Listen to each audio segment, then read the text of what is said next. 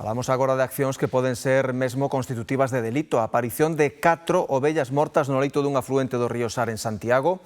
Os animais carecen de identificación, están despezados. Quitáronlles as partes comestibles. Un suceso que reavivou as queixas dos veciños sobre o que din é un abandono e desleixo total por parte das autoridades coa limpeza do río.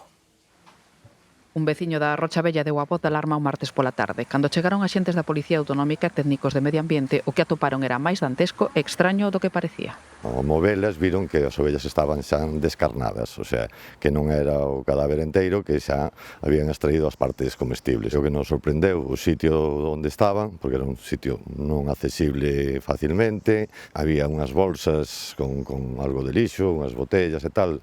Os animais carecen de identificación, o que fai difícil localizar os propietarios e tamén chegar a saber quen os tirou ao río. O que máis se estaba investigando era se algún veciño da zona lle habían roubado as ovellas, non? Porque outra cousa curiosa é que parece ser que as ovellas non teñen identificación.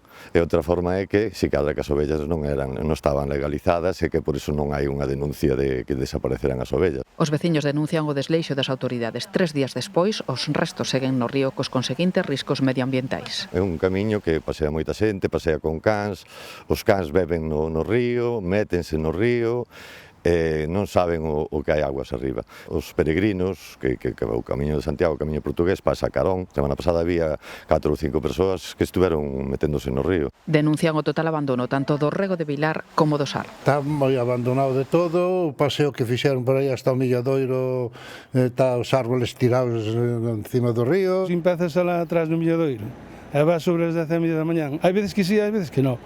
E ven todo verde, blanco, todos os colores, árboles tirados no río, que cando chove moito atrancan e todo eso. El río continuamente estancada 2x3, sale con espuma blanca, huele horrorosamente mal. Desde o Concello de Santiago aseguran que tiveron que pedirlle permiso a Augas de Galicia para poder intervir. Unha vez concedido, requeriron á empresa concesionaria para que proceda canto antes a retirar os animais.